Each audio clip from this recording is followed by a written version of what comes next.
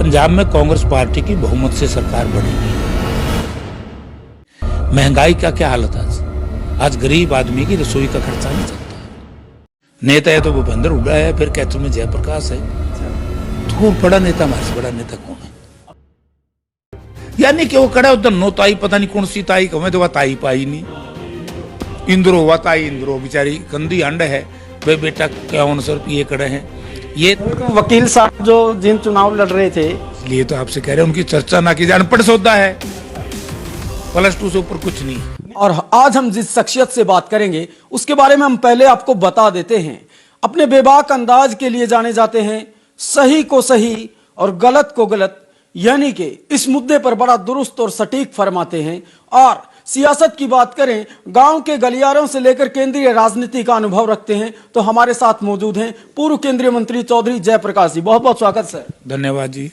चौधरी जयप्रकाश जी, पंजाब की सियासत क्या कहती है? क्योंकि चुनाव है और आप लोगों की भी जो है वहां पर ड्यूटी लगाई गई है, आप लगातार प्रचार कर रहे हैं, किस तरह का माहौल देखने को मिल रहा है? पंजाब में कांग्रेस पार्टी की बहुमत से सरकार बनेगी। और जो इस तरह के अजूल फजूल प्रचार करते हैं, क्योंकि आजकल युग मीडिया का बड़ा भयंकर आ गया, और जो विशेष तौर से इलेक्ट्रॉनिक मीडिया और प्रिंट मीडिया है उसके ऊपर दिल्ली में बैठे हुक्मरानों का प्रेशर रहता है, तो इसलिए वो बेकार बात करते हैं। वहां पर पंजाब में 100% कांग्रेस पार्टी की सरकार बनेगी। तो किन दावों के साथ आप कह रहे हैं, किन मुद्दों पर आप चुनाव लड़ रहे हैं, ताकि लोगों को ये पता चले कि इन मुद्दों पर चुनाव लड़ेंगे और हमारी सरकार तय है?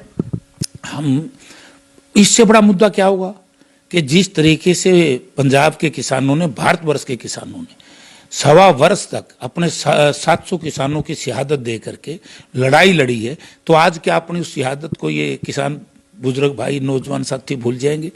महंगाई का क्या हालत आज गरीब आदमी की रसोई का खर्चा नहीं चलता। आज कर्मचारी की क्या हालत है? पंजाब में 6ठा वेतन आयोग नहीं मिला अब तक, हरियाणा में 7वां वेतन आयोग 6ठा हुड्डा साहब दे के गए थे, तो वहां पर हालत बड़ी खराब है। इसलिए वहां के लोग कांग्रेस पार्टी के पक्ष में मतदान करेंगे। लेकिन एक सरकार की टर्म पूरी हो चुकी है, कांग्रेस की सरकार थी, तो हालत सुधर क्यों नहीं पाई? वो तो देखो लोकल उनका अपना होता है। मैं तो आज का जो ज्वलनशील मुद्दे लेकर के हम जनता में गए, मैं उनकी बात करूंगा।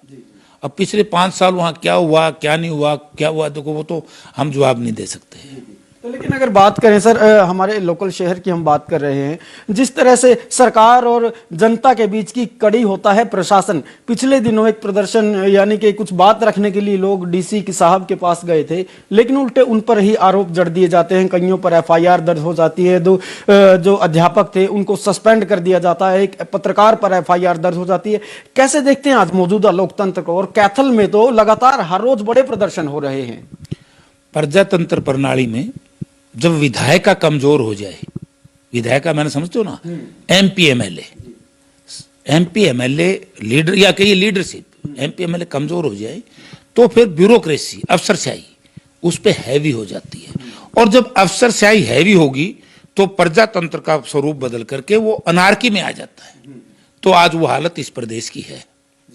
तो अगर बात करें इस सिस्टम को बदलने के लिए, लगातार जो है आप लोग तो संघर्ष रहते हैं, आपका तो जीवन पूरा ही संघर्षमय है, लेकिन जो आप लोगों ने जो कार्यक्रम शुरू किए थे विपक्ष आपके समक्ष, ताकि जनता के बीच जाकर के आप सरकार की खामियां और जो काम होने चाहिए उनके बारे में बता सकें, लेकिन अब वो विपक्ष आपके समक्ष रोक दिया गया, कारण क्या रहा? नहीं, रोका नहीं है, क्योंकि कोविड की जो तीसरी लहर थी, कोविड-19 की, तो तीसरी लहर के चलते हरियाणा सरकार ने, भारत सरकार की गाइडलाइन आई थी कि आप पब्लिक प्लेस के ऊपर इस तरह के कार्यक्रम आप नहीं कर सकते, राजनीतिक कार्यक्रम।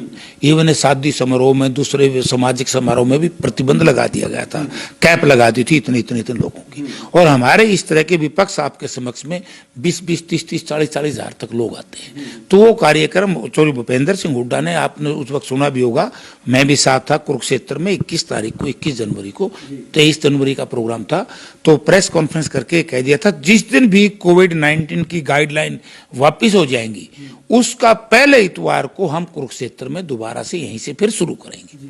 वो खत्म नहीं हुआ है, क्योंकि उससे तो हम ये पता, जब हम कैथल में आएंगे, कैथल में विपक्ष आपका समझ करेंगे, ये जो मामले उठ रहे हैं ये सारे लोग हमारे सामने उठाएंगे और उठाना चाहिए, क्योंकि सभी विधायक मंच पे बैठेंगे कांग्रेस पार्टी के, हुड्डा साहब आपको जवाब देंगे और नेता नहीं बोलेंगे, वो जनता से सुनेंगे। और उससे क्या एक तजर्बा होता है, क्योंकि आज हरियाणा प्रदेश की दर्रो दीवार पे लिखा जा चुका है कि भाजपा ये जजपा गठबंधन जाएगा और चौधरी भूपेंद्र सिंह हुड्डा के नेतृत्व में कांग्रेस आएगी। लेकिन आप भाजपा और जजपा की बात करें, हम आपकी बात कर रहे हैं। कैथल में एक बड़े नेता हैं कांग्रेस के, वो अपने आप को स्वयंभू समझते हैं। मुझे लगता है सत्ता के गलियारों में चर्चा भी है कि उनका सीधे तौर पर ये कहना है कि जो ये सत्ता कार्यक्रम था विपक्ष आपके समक्ष, उनको ये लग रहा था कि जेपी साहब कहीं अपना बड़ा कद ना बना ले, कार्यक्रम जो है हुड्डा साहब के साथ मिलकर वो अपना जो एक नई रणनीति गढ़ रहे हैं, उनके द्वारा इसको जो है ढीले ठंडे बस्ते में डाला गया है। नो, मैं तो किसी नेता को जानता भी नहीं हूँ। नेता है तो भूपेंद्र हुड्डा है, फिर कैथल में जयप्रकाश है। अच्छा, तो बड़ा नेता, हमारे से बड़ा नेता कौन है? अपने आप को कहते हैं कुछ लोग।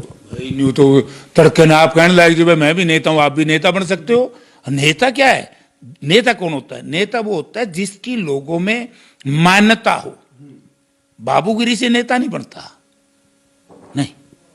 एक केवल शिक्षा हासिल करने से नेता नहीं बनता, ड्रामेबाजी से चंद शब्दों का इस्तेमाल करके नेता नहीं होता। नेता वो होता है जिसकी बात लोगों के हृदय में वास करे, लोगों में स्वीकार हो, वो नेता होता है जो लोगों में स्वीकार्यता हो। इसकी देसी भाषा में न्यू है कि जब हम बाहर निकलते हैं, अगर लोग हमारी शक्ल को देख करके खुश होते हैं तो मैं नेता हूं, अगर फिर देख के नहीं यार क्या बंद करो इसको, तो फिर वो नेता नहीं होता। तो कैथल में एक नए नेता और उभरे हैं, वो भी कह रहे हैं मैं कैथल से चुनाव लड़ूंगा और कांग्रेस पार्टी मुझे टिकट देगी। कुछ दिन पहले इंटरव्यू में हम देख रहे थे उनका जो ये तीखी प्रक्रिया थी, और सीधे तौर पर वो बड़े नेता के बारे में भी कह रहे थे, वो उनको तो कहीं और देखना चाहिए, वो तो बड़े नेता हैं। देखिए, वो भी लड़ सकते हैं, किसने मनाई है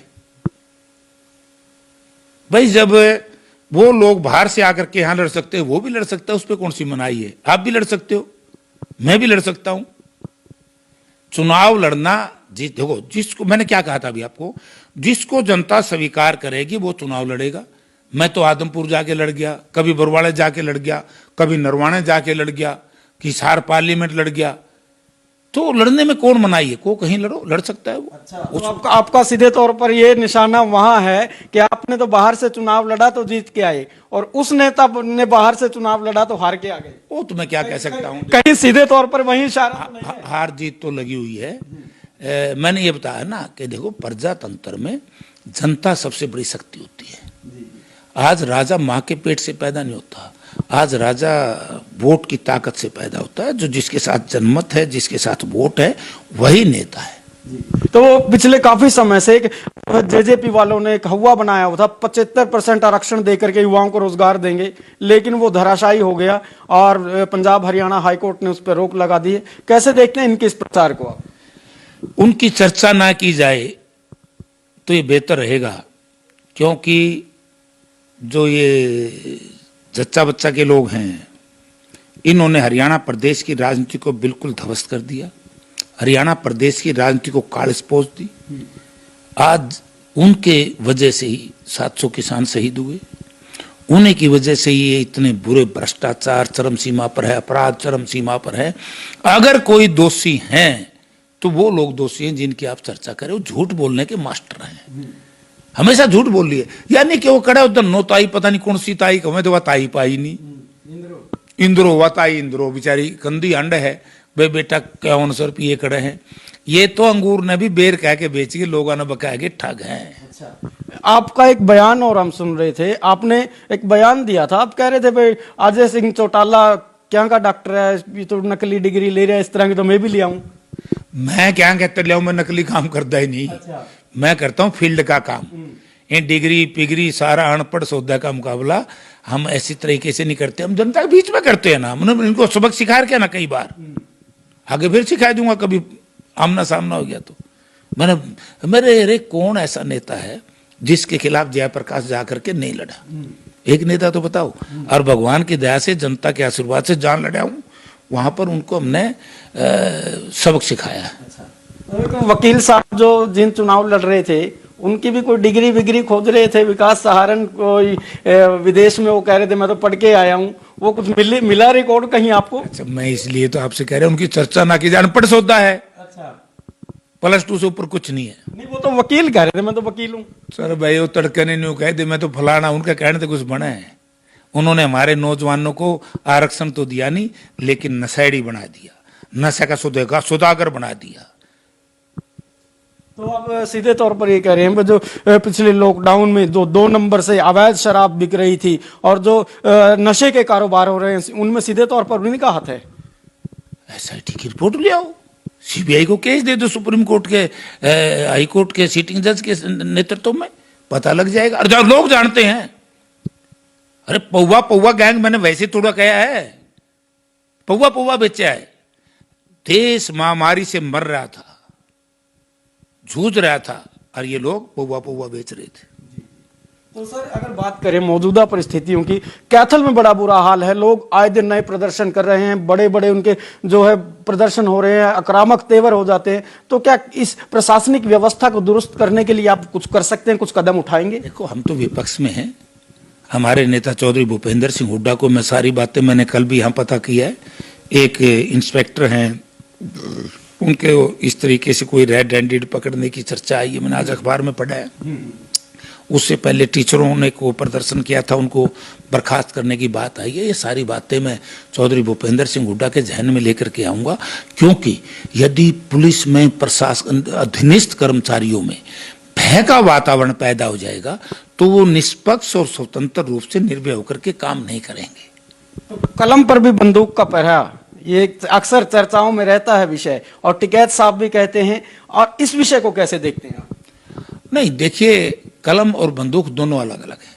प्रजातंत्र में बंदूक की जरूरत पड़ती है केवल हमने तब जब हमारी सीमाओं पे कोई खतरा हो, और कलम की जरूरत हमने जब पड़ती है हमने देश और प्रदेश के भविष्य लिखना हो।